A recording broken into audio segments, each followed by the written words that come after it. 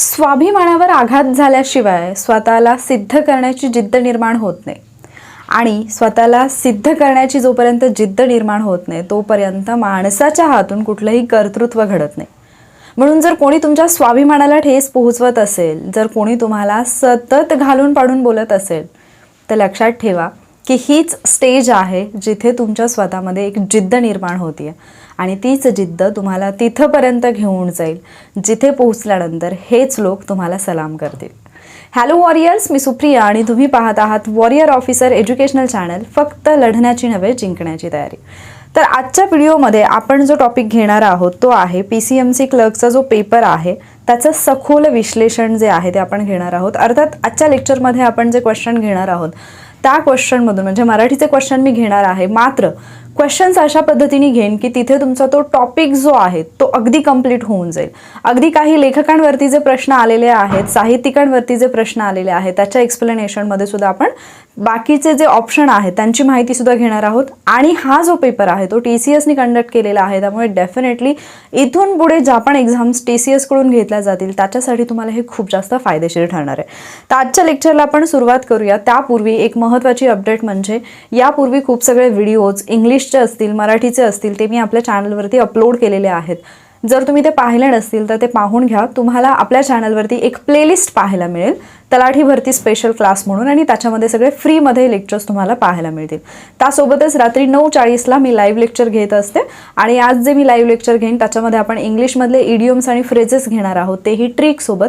त्यामुळे जर तुम्ही चॅनलवरती नवीन असाल तर आत्ताच नोटिफिकेशन ऑन करून ठेवा आणि रात्री 9:40च्या लाईव्ह सेशनला सुद्धा प्रेझेंट राहा.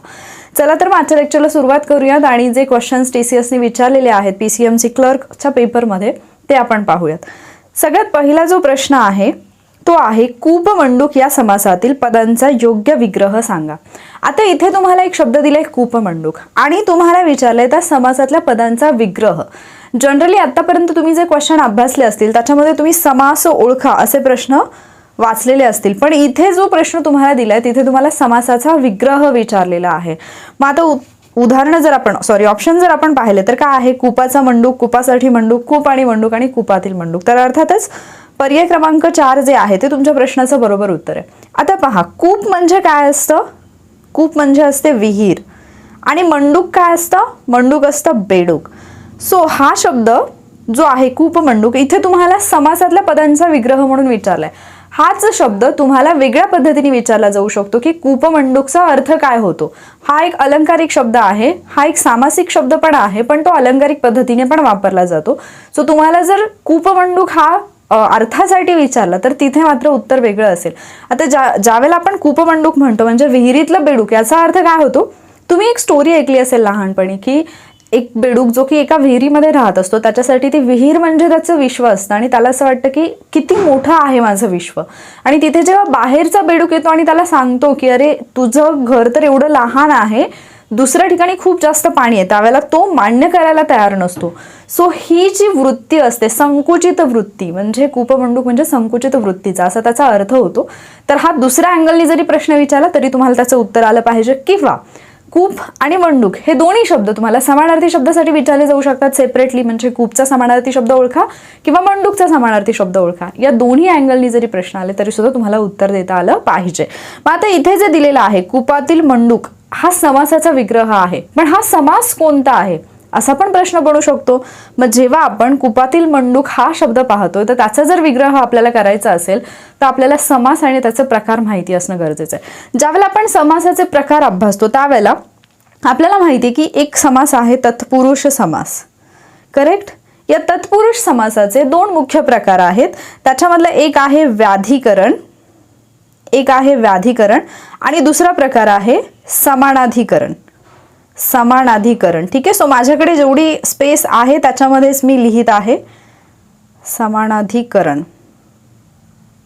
इथे धला ऍक्च्युली पहिली वेलांटी असायला पाहिजे. समानाधिकरण. ठीक आहे. आता याच्यामध्ये पण व्याधिकरण जो आहे, व्याधिकरणचे जे उपप्रकार पडतात त्याच्यामध्ये एक आहे विभक्ती. विभक्ती तत्पुरुष समास. विभक्ती तत्पुरुष समास. आणि विभक्ती तत्पुरुष मध्ये आपण पाहतो की ज्या वेळेला सामासिक शब्द दिलेला असतो तर तो सामासिक शब्द तयार करताना जे दोन शब्द जोडले जातात त्याच्यामध्ये असणारे जे विभक्तीचे प्रत्यय असतात किंवा विभक्तीच्या प्रत्ययांना प्रेझेंट करणारे रिप्रेझेंट करणारे जे शब्दयोगी अव्यय असतात त्यांचा लोप केलेला असतो, त्यांना आपण विभक्ती तत्पुरुष समास असं म्हणतो. मग ज्या वेळेला आपण त्या समासाचा हे करतो, विग्रह करतो, ज्या वेळेला तो समास आपण उलगडतो त्यावेळेला जे पण प्रत्यय येतात त्याच्यानुसार त्या विभक्ती तत्पुरुष समासाचा परत एक प्रकार ठरतो. जसं की इथे जर आपण पाहिलं कुपातील मंडूक, इथे जर आपण पाहिलं तर कुपातील इथे तुम्हाला सप्तमीचे प्रत्यय पाहायला मिळतात. सप्तमीचे प्रत्यय काय आहेत? त इ आ. बरोबर. त एक सेकंड मी हे इरेज करते.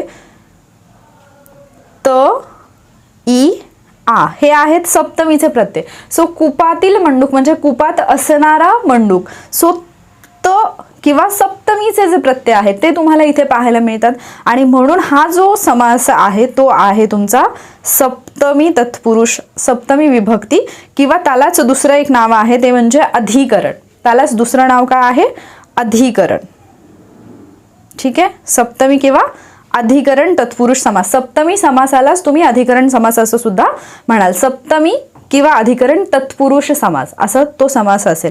आता याचे जर आपण काही आणखी उदाहरणं पाहिली तर तोंडपाठ हा शब्द तुम्ही ऐकला असेल. तोंडाने पाठ. आता इथे तोंडाने ने हा प्रत्यय कुठला आहे? तृतीयेचा आहे म्हणजे हा तृतीय तत्पुरुष समास असेल, तृतीय असेल. देन राजवाडा म्हणजे राजाचा वाडा. सो इथे चा हा षष्टीचा प्रत्यय लागतोय म्हणजे हा षष्टी तत्पुरुष समास असेल. तर अशा पद्धतीने समासाच्या बाबतीत म्हणजे आता इथे एकच शब्द तुम्हाला दिलाय पण इथे तुमचे टॉपिक किती कव्हर झाले पहा. कूपमंडूक सामासिक शब्द तुम्हाला विचारला, त्याचा समास ओळखायला विचारला, तो प्रश्न तुमचा क्लिअर होतोय. कूप आणि मंडूक या दोन्हीचे समानार्थी शब्द विचारले, तो तुमचा कव्हर होतोय. कूपमंडूक हा अलंकारिक शब्द आणि त्याचं मिनिंग विचारलं, तो प्रश्न तुमचा कव्हर होतोय. म्हणजे 4 ते 5 प्रकारचे प्रश्न तुमचे इथेच होऊन जातात. सो ज्या वेळेला तुम्ही कुठल्याही क्वेश्चन पेपरचं अनालिसिस करताय तर ते या पद्धतीने करा, तुम्ही जास्त फायद्यात राहाल. कारण आता इथे तुम्ही कूपमंडूक केलंय, असेच तुम्ही बाकीच्या शब्दांचं कराल. इथे तुम्हाला समासातील पदांचा विग्रह विचारले, जसं मी आधीच सांगितलं की वेगवेगळ्या पद्धतीने याच्यावरती तुम्हाला प्रश्न बनतील.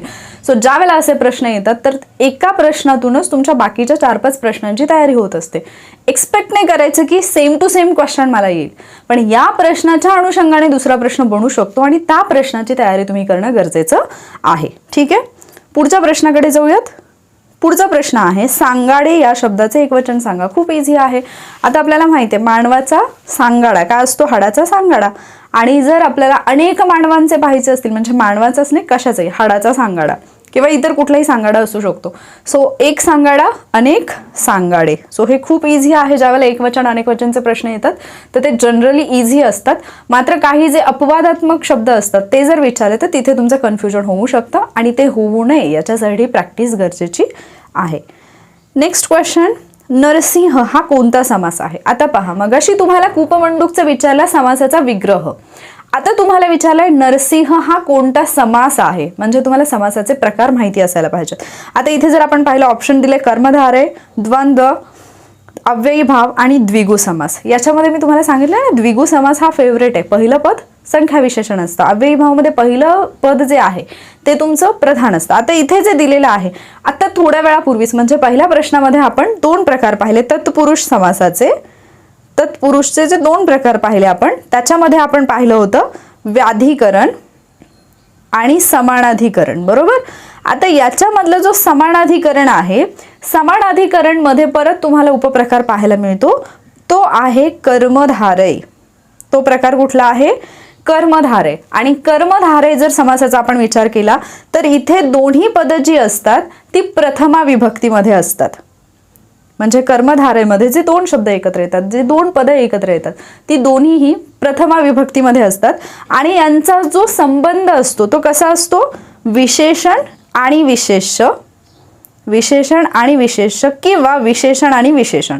ठीक आहे. म्हणजे जे आपण उपमा अलंकारामध्ये पाहतो ना की याची तुलना त्याच्यासोबत, त्याची तुलना त्याच्यासोबत, एकतर असं असेल किंवा दुसरं काय असेल तर एखाद्या शब्दाचं हे दिलेलं असेल म्हणजे विशेषण दिलेलं असेल. मग आता इथे ज्यावेळेला आपण नरसिंह म्हणतो याचा अर्थ काय होतो? सिंहासारखा नर. याचा अर्थ काय होतो? सिंहासारखा नर. म्हणजे याची जर आपण याचा जर विग्रह केला तर तो होतो सिंहासारखा नर.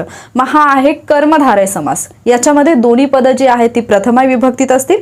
यांचा संबंध कसा असेल, विशेषण आणि विशेषक किंवा विशेषण आणि विशेषण असा. आणि याचे जर आपण आणखी काही उदाहरणं पाहिली तर दुसरं एक आहे मुखकमल. मुखकमल म्हणजे काय असेल, कमळासारखे मुख. त्याच्यानंतर मुखचंद्र, चंद्रासारखे मुख. सो इथे कर्मधारय हा समास तुम्हाला पाहायला मिळतो. म्हणजे आपण एक प्रश्न घेतला तर त्याच्या ऑप्शन सोबत आपण त्या टॉपिक म्हणजे जो कुठला टॉपिक आहे त्याच्यातला जो पॉईंट आहे, जो सब टॉपिक आहे तो आपण क्लिअर करण्याचा प्रयत्न करतोय. कारण ज्यावेळेला नेक्स्ट टाइम तुम्हाला क्वेश्चन येईल तर तुमचं कन्फ्युजन बिलकुल होणार नाही. क्लिअर. जर तुम्हाला लेक्चर आवडत असेल, जर वाटत असेल की हा इझी आहे, बरीचशी माहिती ॲड होतीये, तर व्हिडिओला लाईक नक्की करा. चला पुढच्या प्रश्नाकडे जाऊयात आपण. निरक्षर या शब्दाचा विरुद्धार्थी शब्द शोधा. खूप इझी होता. अक्षर नाही, जोडाक्षर नाही, सुजान अजान असतं. काय असेल, साक्षर. साक्षर आणि निरक्षर. आणि मग निरक्षरसाठी सेपरेटली पण प्रश्न विचारलेत. निरक्षर म्हणजे काय, त्याचा अर्थ, असं पण एक दोनदा प्रश्न येऊन गेलेला आहे. तर ज्यावेळेला समानार्थी विरुद्धार्थी शब्द करताय त्याच्यामध्ये जसं आता कूपमंडूक पाहिलं आपण, नरसिंह पाहिलं, तर असे काही शब्द आले तर त्याचं जे मिनिंग आहे ते सुद्धा करून ठेवा, कारण त्याच्यावरती पण प्रश्न बनतात. नेक्स्ट क्वेश्चन आहे डबके या शब्दाचे अनेक वचन शोधा. मी म्हटलं ना, एक वचन आणि अनेक वचन आलं तर ते खूप इझी असतं. मग आता पहा, डबे असेल का नाही, डबे कशाचं अनेक वचन असतं, डबा. डबा डबे. डबडे नाही. त्यानंतर डबडे डबडी, आपल्या ग्रामीण भाषेमध्ये बरोबर ना, एक डबडं म्हणजे डबडे डबडी. हां ठीक आहे. त्यानंतर डुबकी नाही, डुबकी काय असते, आपण जी पाण्यामध्ये मारतो दॅट इज डुबकी. हे आहे डबकी. एक डबकं म्हणजे डबकी आणि डबके, सॉरी डबके, एक डबके आणि अनेक डबकी. मराठी भाषेत, आपल्या बोलीभाषेत डबकं. तिथे पाण्याचं डबकं पाहिलं, तिथे पाण्याचं डबके पाहिले, मी तिथे पाण्याचे डबके पाहिले आणि मी तिथे पाण्याची डबकी पाहिली. ठीक आहे. सो डबकी हे असेल अनेक वचन. नेक्स्ट, भूगोल या शब्दाचे योग्य विशेषण ओळखा. विशेषण काय असतं, जे तुम्हाला नामाबद्दल किंवा सर्वनामाबद्दल अधिकची माहिती सांगतं किंवा नामाची व्याप्ती जी आहे ती मर्यादित करतं. म्हणजे एखादं नाम आहे, समजा मी म्हणते शर्ट, काळा शर्ट, म्हणजे पहिल्यांदा मी ज्यावेळेला केवळ शर्ट म्हणते, शर्ट हे नाम झालं, पण ज्यावेळेला मी काळा शर्ट म्हणते त्यावेळेला त्याची मी व्याप्ती मर्यादित करते. ज्यावेळेला मी फक्त शर्ट म्हणते त्यावेळेला सगळे शर्ट आले त्याच्यामध्ये. बट जेव्हा मी काळा शर्ट म्हणते त्यावेळेला त्याची व्याप्ती मर्यादित झाली, केवळ काळ्या रंगाचा शर्ट असं झालं. सो काळा शर्ट, काळा हे विशेषण झालं. तसं भूगोल हे नाम आहे. आता याचं तुम्हाला काय करायचंय, विशेषण करायचंय. मग ते भूगर्भ तर असणार नाही, भूगोलिक नसतं, भौगोलिक असतं. आणि भुगा तर नाही, भुगा आपण जे भुगा करतो ते वाला असेल कदाचित. भौगोलिक म्हणजे तुम्ही एखादी भौगोलिक रचना, रचना हे नाम झालं, भौगोलिक रचना, भौगोलिक हे त्याचं विशेषण झालं. ठीक आहे. मग ते लिहिताना असं लिहितात. हा शब्द भौगोलिक, हा शब्द तुम्हाला शुद्ध शब्द ओळखामध्ये विचारला जाऊ शकतो, कारण इथे ल ला कुठली वेलांटी आहे, म्हणजे पहिली की दुसरी, असा तुम्हाला प्रश्न येऊ शकतो. त्यामुळे असे जे शब्द असतात ते त्याच वेळेला पाहिजे ज्यावेळेला तुम्हाला इतर कुठल्या तरी प्रश्नात येत आहेत किंवा तुम्ही दुसऱ्या कुठल्या तरी सब्जेक्टची तयारी करताय, तिथे तुम्ही शब्द वाचताय, तर तिथे हे सगळे शब्द नजरेखालून घालायचे. आणि जर वाटलं की अरे हा शब्द वेलांटीमध्ये काना मात्रा उकार याच्यामध्ये आपल्याला कन्फ्युजनमध्ये टाकू शकतो, तर काम काय करायचं, पहिलं तो शब्द लिहून काढायचा कुठेतरी, मग तो इझिली लक्षात राहतो. नेक्स्ट क्वेश्चन आहे, आम्ही उद्या सकाळी सहलीला जाणार आहोत या वाक्यातले सर्वनाम ओळखा. आता किती सोपं आहे.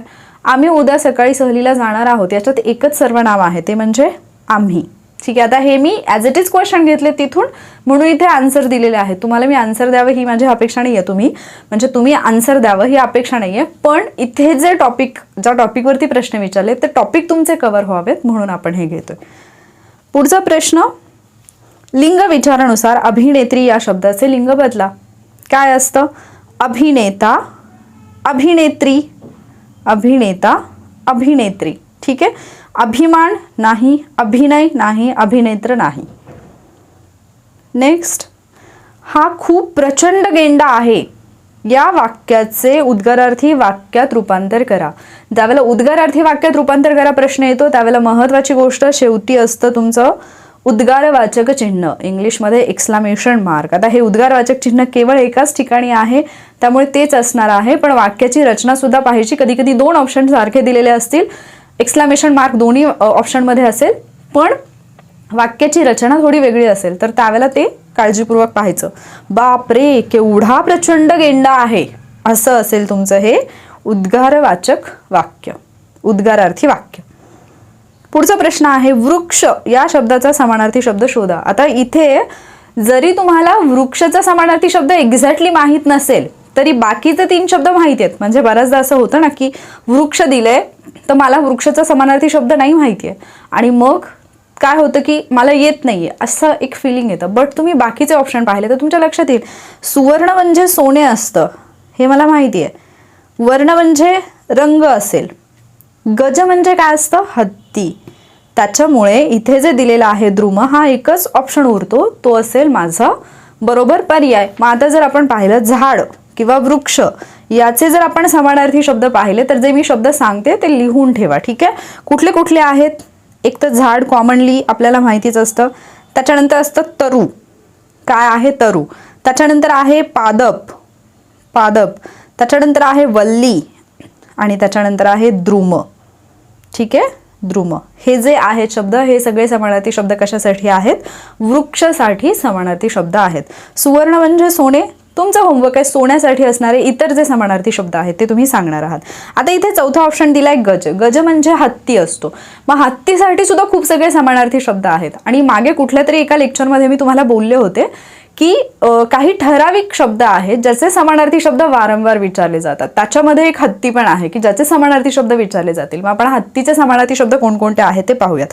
गज आहे, देन आहे हत्ती, नंतर आहे कुंजर, कुंजर. त्यानंतर आहे नाग, त्यानंतर आहे हस्ती, हस्तिदंत म्हणतो ना आपण म्हणजे हत्तीचे दात, सो हस्ती.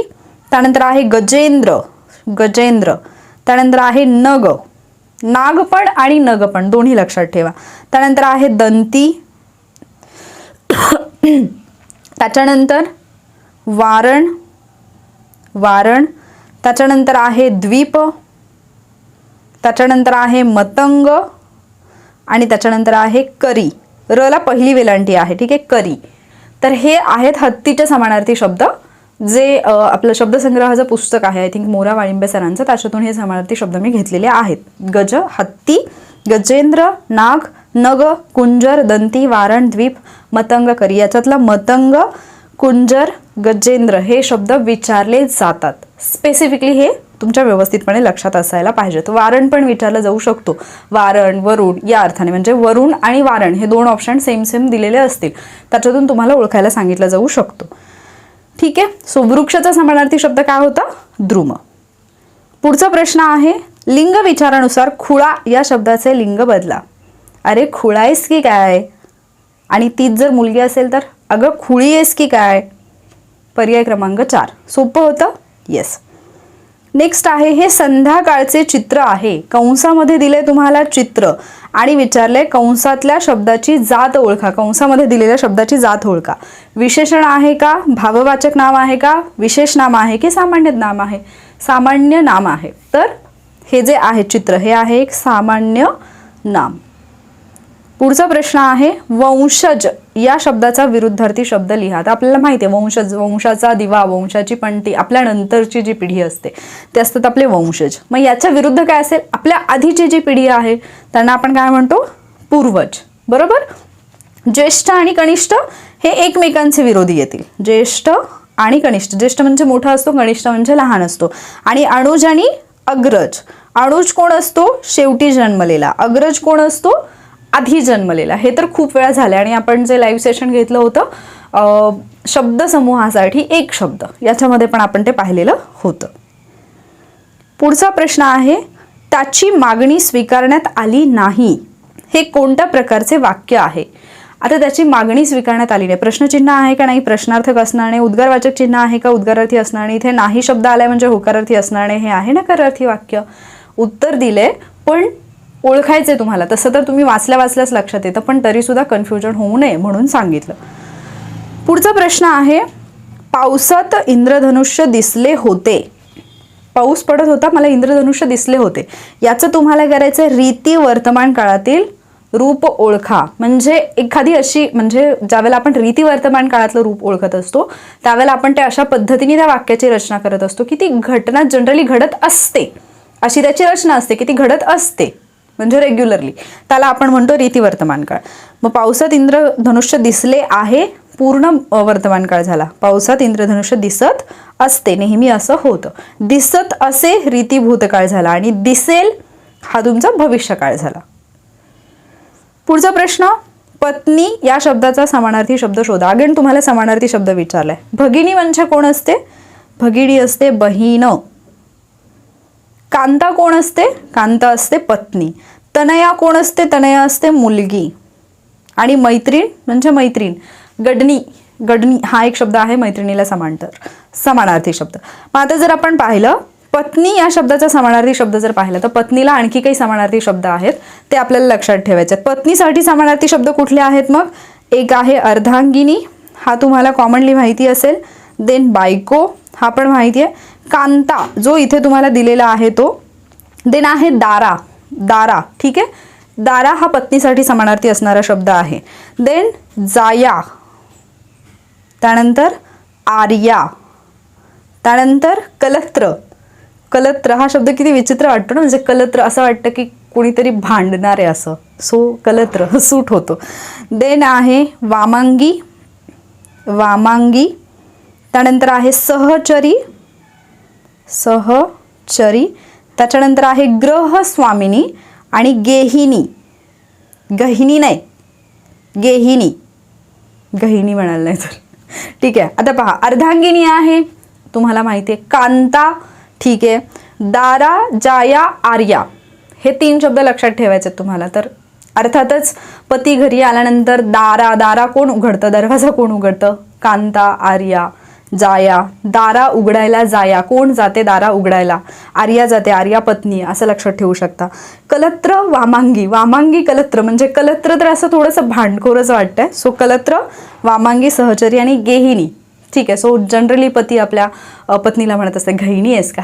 हे हा ग्रामीण भागातला शब्द आहे, तुम्हाला माहिती असेल. जनरली वापरला जातो की म्हणजे एखाद्या व्यक्तीला तुला काही समजत नाही का असं म्हणायचं असेल तर एक गहिणी असं म्हणतात. हे मी ऐकले. I am sorry to use this word, but आता काय करू, आहे मराठी भाषा आहे, काही प्रॉब्लेम नाही, ठीक आहे. चलो, तर पत्नीचे समजले. देन जर आपण तनया पाहिलं तर तनया म्हणजे कोण असते? तनया असते मुलगी. याच्यासाठी समानार्थी शब्द जर आपण पाहिले तर दुसरा आहे सुता. पहा, सूत म्हटलं की मुलगा, सुता म्हटलं की मुलगी. सुता, तनया. त्याच्यानंतर आत्मजा, हे तुम्ही पाहिलं असेल आधार कार्डवरती, करेक्ट. आत्मजा वडिलांचं नाव आणि त्याच्यानंतर आत्मजा असतं आणि मुलीचं नाव असतं. देन नंदिनी म्हणजे सुद्धा मुलगीच असते, नंदिनी. त्याच्यानंतर असते कन्या. त्याच्यानंतर असते दुहिता, दुहिता आणि पुत्री, पुत्री. हे आहेत समानार्थी शब्द मुलगीसाठी. सो याच्यामध्ये पण आत्मजा लक्षात ठेवा, सुता, दुहिता हे लक्षात ठेवा, ठीक आहे. तनया आणि मुलगी. त्याच्यानंतर पुढचं जो आहे बहीण, बहीणसाठी जर भगिनी, बहिणीसाठी जर आपण पाहिलं तर भगिनी आहे, तिलाच म्हटलं जातं सहोदरा, सहोदरा. आणि आपण मग ज्यावेळेला शब्दसमूहाबद्दल एक शब्द हे लेक्चर पाहिलं त्याच्यामध्ये मी तुम्हाला सहोदरचा अर्थ सांगितलेला, एकाच आईच्या पोटी जन्मलेले. सो सहोदर एकाच आईच्या पोटी जन्मलेले, सहोदरा म्हणजे ती बहीण असेल. सो सहोदरा आहे. त्याच्यानंतर दुसरा जर शब्द आपण पाहिला तर अग्रजा. जर तुमची बहीण तुमच्यापेक्षा मोठी असेल तर तिला तुम्ही अग्रजा म्हणाल आणि जर ती तुमच्यापेक्षा लहान असेल तर तिला तुम्ही काय म्हणाल? अनुजा, ठीक आहे. आता हा भाग वेगळा आहे की आपल्याकडे बऱ्याच वेळेला मोठ्या बहिणीचं नाव अनुजा असतं, पण अनुजाचा अर्थ होतो लहान बहीण. पुढचा प्रश्न आहे, कृष्णाकडून शिशुपाल मारला गेला या वाक्यातला तुम्हाला प्रयोग ओळखायचा आहे. मग आता इथे जे प्रयोग दिले त्याच्यामध्ये नवीन कर्मणी, शक्य कर्मणी, समापन कर्मणी, भावे प्रयोग. तर अर्थातच कृष्णाकडून शिशुपाल मारला गेला हा नवीन कर्मणी आहे. मग ज्यावेळेला आपण नवीन कर्मणी ओळखतोय त्यावेळेला काही गोष्टी आहेत ज्या तुम्हाला लक्षात ठेवायच्यात. मला मी स्पेस बघते थोडी, ठीक आहे. इथे मी एक्सप्लेन करते, म्हणजे जो प्रयोग आहे त्याचे काही प्रकार जे आहेत म्हणजे इथे दिलेल्या ऑप्शनमध्ये ते थोडेसे व्यवस्थितपणे मी क्लिअरली तुम्हाला करण्याचा प्रयत्न करते. नको इथेच लिहिते, थोडं थोडं लिहिते, देन इरेज करेन. तुम्ही नोट डाऊन करून ठेवा, नाही तर मी दुसऱ्या प्रश्नाकडे लिहिलं की तुमच्यापैकी बरेच लोक कन्फ्यूज होतील की प्रश्न काय आणि एक्सप्लेनेशन काय. चलो, तर आता जर आपण पाहिलं तर आपण पाहतो कर्मणी प्रयोग. मग कर्मणी प्रयोगाचे जे पण हे असतात प्रकार असतात त्याच्यामध्ये एक नवीन कर्मणी आहे. नवीन कर्मणी हा जो प्रयोग आहे तो आलेला आहे इंग्लिशमधून मराठीमध्ये. जसं की आपण इंग्लिशमध्ये ॲक्टिव्ह पॅसिव्ह व्हॉइस शिकतो, त्याच्यामध्ये जो पॅसिव्ह व्हॉइस आहे तोच इकडे तुमचा आहे नवीन कर्मणी प्रयोग. मग इथे जनरली म्हणजे तुम्हाला कर्मणी प्रयोग ओळखायचा, त्याच्यामध्ये नवीन कर्मणी ओळखायचं आहे, तर तुमची ट्रिक काय असायला पाहिजे, जो तुमचा कर्ता आहे त्या कर्त्याला असेल कडून हा प्रत्यय, कर्त्याला असेल कडून हा प्रत्यय. इथे कर्ता आहे कृष्णा, त्याला प्रत्यय लागलाय कडून, यस. तर हे तुमचं नवीन कर्मणीचं आहे. दुसरी खूण काय आहे, तुमचं जे कर्म आहे ते असेल प्रथमेत. कर्म तुमचं कसं असेल, प्रथमेत असेल. शिशुपाल आहे प्रथमेत, येस, त्याला कुठलाही प्रत्यय नाहीये, करेक्ट. आणि वाक्य जे आहे ते एकतर भूतकाळी असेल, म्हणजे शक्यतो ते भूतकाळी असतं, किंवा ते विद्यार्थी सुद्धा असू शकतं. विद्यार्थी म्हणजे काय असतं, वाविवे, म्हणजे इथे कृष्णाकडून शिशुपाल मारला गेला किंवा कृष्णाकडून शिशुपाल मारला जावा असं जरी वाक्य असतं तरी ते नवीन कर्मणीचं झालं असतं. सो नवीन कर्मणी ओळखण्यासाठी जर ट्रिक सांगितलं तर लक्षात ठेवा, कर्ताला कडून प्रत्यय, कर्म प्रथमेमध्ये, वाक्य एकतर भूतकाळी किंवा ते तुमचा विद्यार्थी असेल. मग आता इथे कडून प्रत्यय आला की ते नवीन कर्मणीचंच असतं. इतकं जरी लक्षात राहिलं तरी तुम्हाला ओळखायला सोपं जाईल. त्याच्यानंतर दुसरा जो प्रकार इथे दिलाय तो आहे शक्य कर्मणी. आता शक्य कर्मणी काय असतं, क्रियापदातून जी क्रिया दर्शवली जाते ती क्रिया करण्याची शक्यता असेल, म्हणजे कर्ता जो आहे तो क्रिया करू शकतो, शक्यता असेल, त्याचं सामर्थ्य असेल, किंवा ती क्रिया करण्याची त्याची इच्छा असेल किंवा अपेक्षा असेल. हा जर अर्थ अभिप्रेत होत असेल आपल्याला, त्या क्रियापदातून तो जर अर्थ व्यक्त होत असेल तर ते असतं तुमचं शक्य क्रियापद. आणि त्याच्यामध्ये जो कर्ता असतो त्या कर्त्याला तृतीया किंवा चतुर्थीचे जे प्रत्यय आहेत, चतुर्थीचे जे प्रत्यय आहेत ते प्रत्यय तुम्हाला पाहायला मिळतात. आणि जो धातू असतो त्याला तुम्हाला व, अव किंवा अव हे जे प्रत्यय आहेत ते पाहायला मिळतात. तर ते जे वाक्य असतं तुमचं ते शक्य कर्मणीचं असतं. उदाहरणार्थ जर पाहिलं आपण तर मला काम करवते, मला काम करवते म्हणजे काय, तर मी हे काम करू शकतो आत्ता, करू शकते आत्ता. तर इथे क्रियापद जे आहे ते तुम्हाला दाखवते की शक्यता आहे, आणि कर हा धातू आहे त्याला व हा प्रत्यय लागलेला आहे. क्लिअर. तर असं ज्यावेळेला असेल त्यावेळेला ते शक्य कर्मणी असेल. आणि त्याच्यानंतर येतो समापन कर्मणी. समापन कर्मणीमध्ये काय असेल तर क्रियापदाचा जो अर्थ असतो तो तुम्हाला समाप्ती दर्शवतो, एखाद्या क्रियेची समाप्ती दर्शवतो. आणि याच्यामध्ये कर्त्याला षष्टीचा प्रत्यय असेल. षष्टीचे प्रत्यय कुठले आहेत, चा, ची, चे आणि चा हे आहेत तुमचे षष्टीचे प्रत्यय. आणि कर्म जे असतं त्याला प्रत्यय नसतो, कारण कर्मणीचं वाक्य आहे तर अर्थातच कर्माला प्रत्यय नसतो. आणि जो धातू आहे त्या धातूला ऊन किंवा हुण असं असतं. आणि पुढे झाला, होईल, इथे लिहिताना येते मला, एक मिनिट, झाला किंवा होईल अशा प्रकारे, झाला, होईल किंवा व्हावे या प्रकारचं सहाय्यक क्रियापद सुद्धा असतं. त्याला तुम्ही काय म्हणाल, समापन कर्मणी. म्हणजे काय, तर आता इथे कृष्णाकडून शिशुपाल मारला गेला हे वाक्य आहे, त्याच्याऐवजी आपण जे पाहतो की लताचा धडा वाचून झाला, माझं लेक्चर घेऊन झालं, ठीक आहे, किंवा माझं लेक्चर घेऊन होईल, होईल जरी असेल तरी सुद्धा ऊन हुण आहे, धातूला ऊन आणि हुण आहे, आणि पुढे तुम्हाला सहाय्यकारी क्रियापद आहे, झाला, झाली, झाले, किंवा व्हावे आहे किंवा होईल आहे असं जरी दिलेलं असेल तरी सुद्धा ते काय असेल, समापन कर्मणी असेल. सो इथे 3 तुम्हाला प्रकार समजले असतील, नवीन कर्मणी, शक्य कर्मणी आणि समापन कर्मणी. आता उरतो भावे प्रयोग. भावे प्रयोग काय आहे तर क्रियापद जे आहे ते ना कर्त्यानुसार बदलतं ना कर्मणीनुसार बदलतं, आणि जे क्रियापद असतं ते तृतीय पुरुषी एकवचनी असतं, हे तुम्हाला माहिती आहे. सो इथे जे दिलेलं आहे उदाहरण ते नवीन कर्मणीचं आहे. पुढचा जो प्रश्न आहे तो आहे आजी पूजा करते या वाक्याचा काळ ओळखा. तर आजी पूजा करते काय असेल, खूप सिंपल आहे, हा साधा वर्तमान काळ आहे. साधा भूतकाळ कसा असतो, आजीने पूजा केली. रीती वर्तमान काळ काय असेल, आजी पूजा करत असते. आणि भविष्यकाळ काय असेल, आजी पूजा करेल, तो असेल साधा भविष्यकाळ. पुढचा प्रश्न आहे बिढार ही कादंबरी कोणाची आहे. खूप इम्पॉर्टंट प्रश्न आहे. आता इथे जेवढं पण साहित्य मी सांगणार आहे तुमचं काम आहे की तुम्ही नोट डाऊन करून घ्याल, ठीक आहे. आता बिढार जी आहे ती आहे भालचंद्र नेमाडे यांची, आणि त्यांनी ती लिहिलेली होती, म्हणजे ती प्रकाशित झालेली 1975ला. भालचंद्र नेमाडे यांच्यावरती वारंवार प्रश्न विचारले जातात. मग भालचंद्र नेमाडे यांचं इतर काही जर साहित्य आपण पाहिलं, मी स्पेसिफिकली कादंबऱ्याच घेते कारण कादंबरीवरती प्रश्न आहे. मग जर आपण भालचंद्र नेमाडे यांची जर प्रसिद्ध असलेली खूप गाजलेली कादंबरी पाहिली तर ती आहे कोसला. खूप प्रसिद्ध आहे कोसला. त्याच्यानंतर बिढार तर इथे दिलेलीच आहे. त्याच्यानंतर एक आहे हुल. त्याच्यानंतर एक आहे झूल. त्याच्यानंतर एक आहे जरीला. त्याच्यानंतर हिंदू जगण्याची समृद्ध अडगळ, आणि ही खूप प्रसिद्ध आहे आणि खूप इम्पॉर्टंट पण आहे. का इम्पॉर्टंट आहे, कशासाठी प्रसिद्ध आहे, हा तुमचा होमवर्क आहे आणि हे आधीच्या 2-3 सेशनमध्ये मी विचारले, त्याच्यावरती प्रश्न बनू शकतो. सो भालचंद्र नेमाडे म्हटलं की बिढार, कोसला, हुल, झूल, जरीला, हिंदू जगण्याची समृद्ध अडगळ. त्याच्यानंतर दुसरा ऑप्शन आहे तुमच्याकडे आनंद यादव. आनंद यादव यांचे जर साहित्य आपण पाहिलं, यांच्या जर कादंबऱ्या पाहिल्या तर त्यांची महत्त्वाची आहे एक गोतावळा. त्याच्यानंतर आहे एक एकलकोंडा. त्याच्यानंतर आहे नटरंग. त्यानंतर आहे माऊली. त्याच्यानंतर आहे झोंबी. त्याच्यानंतर आहे नांगरणी.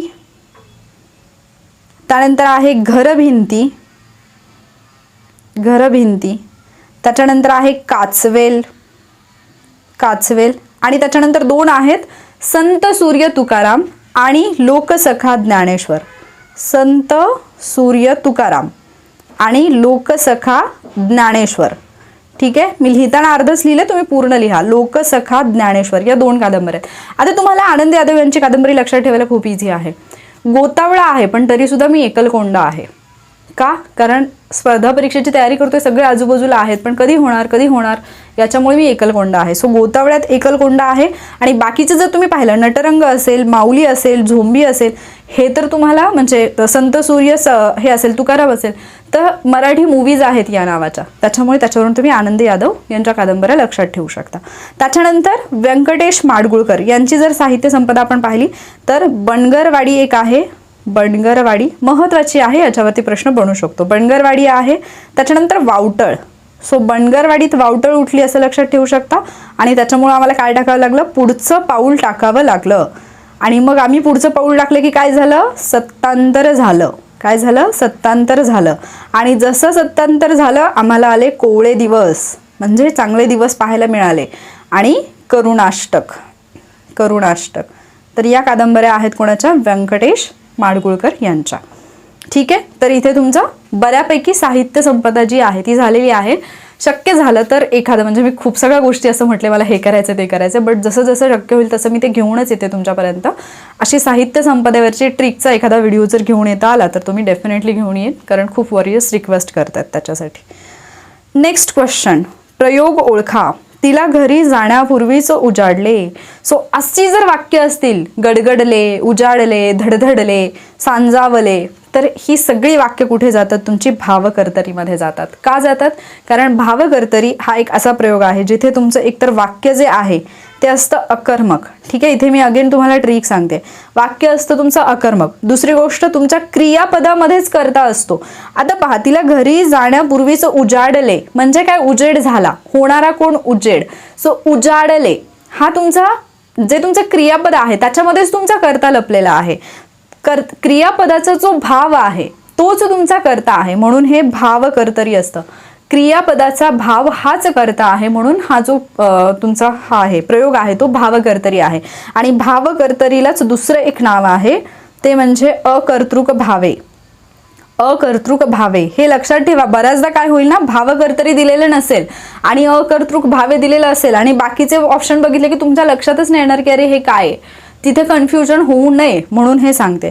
आणि कर्तृभाव जर पाहिलं तर कर्तरी आणि भावे प्रयोगाची छटा असेल. कर्मभाव जर पाहिलं तर तिथे तुमच्या कर्मणी आणि भावे प्रयोगाची छटा असेल. तर हे जे संकर प्रयोग आहेत ना, संकर जे की 2-2 प्रयोगाच्या छटा दाखवल्या जातात, तर ते पण एकदा करून ठेवा. त्याच्यावरचे प्रश्न थोडे कन्फ्युजनमध्ये टाकणारे असतात. त्याच्यामध्ये मोस्टली तुम्हाला भावकर्तरी विचारला जातो, त्यामुळे तो तुमचा परफेक्ट झाला पाहिजे. त्याच्यानंतर पुढचे जे 5 प्रश्न आहेत ते तुमचे पॅसेजवरती आहेत आणि जे बऱ्याच जणांना डाऊट होतं की मग 25 पैकी 5 प्रश्न येतील का पॅसेजवरती, तर हो, TCSनी जी एक्झाम घेतली आता आपण PCMCची पाहतोय तर तिथे तर विचारले, त्यामुळे तसे विचारले जातील, त्यामुळे त्याच्या पण तयारीत राहा. मग आता आपण काय करायचं, नेहमीप्रमाणे उतारा वाचण्यापूर्वी प्रश्न वाचायचा. आणि एक चांगली गोष्ट ही आहे की तुम्हाला जो उतारा दिलेला असतो, जे 5 प्रश्न तुम्हाला उतारावरचे दिलेत त्या प्रत्येक प्रश्नाच्या आधी हा उतारा असतो आणि उताराच्या खाली तुम्हाला प्रश्न दिलेला असतो. त्यामुळे असं नाहीये की उतारा एका पेजवरती आहे आणि तुम्ही पहिला प्रश्न सोडवला देन सेकंड क्वेश्चनसाठी परत तुम्हाला पहिल्या पेजवरती यावं लागेल, असं नाहीये. म्हणजे 5 प्रश्न आहेत तर उतारा 5 वेळा दिलेला असेल. त्यामुळे म्हणजे इव्हन शिक्षक भरतीला पण तसंच होतं, IBPSनी घेतलेली एक्झाम, सो TCSनी घेतलेल्या एक्झाममध्ये पण तसंच आहे. इव्हन जे तुम्हाला सिटिंग अरेंजमेंटचे क्वेश्चन दिले जातात बुद्धिमत्तेमध्ये किंवा जे पझल दिले जातात, तर जे 5 प्रश्न विचारले जातील एका सेम पझलवरती, तर ते पझल तुम्हाला 5 वेळा दिलं जाईल. म्हणजे प्रत्येक प्रश्नाच्या आधी ते पझल असेल किंवा प्रत्येक प्रश्नाच्या आधी तो पॅसेज असेल. त्याच्यामुळे तुम्हाला हे टेन्शन घ्यायची गरज नाही की मला प्रत्येक वेळेला मग ते पेज चेंज करत बसावं लागेल का, स्क्रीन चेंज करावी लागेल का, तर नाही. मग आता आपण उतारा वाचण्यापूर्वी प्रश्नांकडे जाऊयात, कारण बरेचसे प्रश्न असे असतात जे आपल्याला उतारा न वाचता देता येतात. मग आपण पाहूयात असे कुठले प्रश्न आहेत का. पहिला आहे भरतीचा विरुद्धार्थी शब्द ओळखा, अर्थातच OHT. त्याच्यानंतर म्हणजे एक प्रश्न तर आहे जो येतोय आपल्याला, शारदाश्रम छात्रालय कोठे आहे. आता हे आपल्याला पॅसेजमध्ये वाचावं लागेल. इथे दिलंय म्हणून तुम्हाला माहिती आहे, पण ज्यावेळेला पॅसेजमधले उत्तरं येतात त्यावेळेला तुम्हाला ते पाहावं लागेल. देन OHTच्या वेळी समुद्र किनारा डॅश डॅश, हा सुद्धा प्रश्न तुम्हाला पॅसेजमध्येच पाहावा लागेल. त्याच्यानंतर मुंबई प्रांतात घोलवड कशासाठी प्रसिद्ध आहे. आता आपल्याला माहिती आहे घोलवडचे चिकू, घोलवड चिकूसाठी प्रसिद्ध आहे, पण अगेन इथे आपलं जनरल नॉलेज नाही यूज करायचं, आपल्याला तिथे जाऊन पाहावं लागेल की तिथे समुद्र किनारा, इंग्रजी शाळा, नद्यातली गाळ असं काही दिलंय का. आणि देन उचंबळून येणे म्हणजे काय. आता उचंबळून येणे म्हणजे असतं उसळून वर येणे, पण इथे तुम्ही उत्कर्ष होणे आणि उसळणे याच्यात कन्फ्यूज होऊ शकता, तरी पण तुम्हाला पॅसेजकडे जावं लागेल. ॲटलिस्ट 2 ते 3 प्रश्नांची उत्तर आपल्याला मिळतात विदाउट रिडिंग पॅसेज. मग आता आपण पॅसेजकडे जर आलो तर दिलेला उतारा वाचा आणि पुढील प्रश्नांची उत्तरे द्या. बोर्डी गाव अतिशय सुंदर आहे, समुद्र तीरावर ते गाव वसले आहे. इथली जमीन अगदी सुपीक. बोर्डी आणि घोलवड दोन्ही गावे जवळजवळ आहेत आणि घोलवडचे चिकू. सापडलं उत्तर एका प्रश्नाचं, येस. साऱ्या मुंबई प्रांतात सुप्रसिद्ध आहेत. येथे नद्या समुद्राला येऊन मिळतात. त्या नद्यांचा गाळ शेकडो वर्ष वाहत येऊन त्या गाळाने ही जमीन बनली आहे, त्यामुळे ती समृद्ध झाली आहे. उद्योगी लोकांनी येथे चिकूच्या प्रचंड वाड्या उभ्या केल्या आहेत. लाखो रुपयांचे चिकू आणि भाजीपाला येथून मुंबई अहमदाबादकडे जातो. तोंडल्याचा व्यापार करून अनेक लोक सुखी झाले आहेत. इकडचे लोक मेहनती आहेत, नाना प्रयोग करणारे आहेत. आंब्याचे शेकडो प्रकार त्यांनी लावले आहेत. बोर्डी व घोलवड या दोन्ही गावांच्या मध्ये एक इंग्रजी शाळा आणि तिचे शारदाश्रम या नावाने प्रसिद्ध असलेले छात्रालय वसलेले आहे. विचारलं ना शारदाश्रम कुठे आहे, तर ते बोर्डी आणि घोलवड या दोन्ही गावांच्या दरम्यान, सो ते उत्तर यायला पाहिजे. समोर अपार समुद्र रात्रंदिवस उचंबळत असतो. उचंबळत असणे म्हणजे काय, तर तिथे आपल्याला ते उसळून येणे, त्याचा अर्थ आपल्याला लागतो. इथल्या समुद्र किनाऱ्यासारखा सुंदर किनारा क्वचितच कोठे असेल. जेव्हा OHT असते तेव्हा समुद्र मैलाच्या मैल आत जातो आणि सपाट असे ईश्वराचे विशाल अंगण तिथे दिसते. कुठे खाजकळगा नाही, फक्त वाळूचे ओलसर मैदान. आता पहा, भरतीचा विरुद्धार्थी शब्द OHT दिलाय. शारदाश्रम कुठे आहे, बोर्डी आणि घोलवडच्या मध्ये, येस. त्याच्यानंतर OHTच्या वेळी समुद्र किनारा कसा दिसतो, देवाच्या विशाल अंगणासारखा. हे का आहे, कारण तिथे पॅसेजमध्ये तसं दिलंय. शारदाश्रमाचे अंगण भिजवून टाकतो, चिकूच्या वाड्या नष्ट करतो, उसळत्या लाटांमुळे उग्र रूप धारण करतो. हे तीनही ऑप्शन पर्यायामध्ये नाहीत, पॅसेजमध्ये नाही, त्यामुळे या गोष्टीची काळजी घ्यायची. देन मुंबई प्रांतात घोलवड कशासाठी प्रसिद्ध आहे, चिकूसाठी प्रसिद्ध आहे. आणि उचंबळून येणे म्हणजे समुद्र किनारा उचंबळून येतो, समुद्र म्हणजे काय होतो, उसळून वर येतो. सो इथे तुमचे जे 25 प्रश्न आहेत ते झालेत आणि जसा पेपर होता तो जसाच्या तसा मी घेतलाय. सो डू नॉट से की मॅडम सोपे प्रश्न घेतले, मॅडम अवघड प्रश्न घेतले, असं काही नाहीये. जे TCSनी विचारले तेच मी घेतले. फक्त माझा प्रयत्न हा होता की जेवढे पण क्वेश्चन दिलेत त्याच्यातून तुमची बाकीची जी तयारी आहे, म्हणजे जे प्रश्न बनवू शकतात इथून पुढे, ते तुमचे झाले पाहिजेत, म्हणून हा पेपर मी घेतलाय. निश्चितपणे तुम्हाला या लेक्चरचा फायदा झालाच असेल आणि बरेचसे नवीन शब्द, बरीचशी नवीन माहिती साहित्यिकांच्या बद्दल असेल किंवा प्रयोग असतील किंवा समास असतील, ही बरीचशी नवीन माहिती एक तर तुम्हाला माहीत झाली असेल किंवा जर आधीपासून माहीत असेल तर तुमची ती रिव्हिजन तरी झाली असेल आणि ती परफेक्ट झाली असेल. त्यामुळे जर लेक्चर हेल्पफुल वाटलं असेल तर अर्थातच तुमचा फीडबॅकही द्या. लेक्चरला लाईक करा, शेअर पण करा, जास्तीत जास्त स्टुडंटपर्यंत पोहोचवा, कारण ज्यावेळेला जास्त स्टुडंट फीडबॅक देतात त्यावेळेला पुढचं लेक्चर घेऊन यायला छान वाटतं. आणि दुसरा मुद्दा, तलाठीचे जे स्टडी टार्गेट्स आहेत, डेली स्टडी टार्गेट्स किंवा इतर जे काही मटेरियल आहे ते मी तुम्हाला कुठे सेंड करत आहे, तर आपल्या टेलिग्राम चॅनलवरती हा जो क्वेश्चन पेपर आहे हा फुल म्हणजे 100 मार्क्सचा क्वेश्चन पेपर पण मी आपल्या टेलिग्राम चॅनलवरती तुम्हाला सेंड करून ठेवलेला आहे ऑलरेडी.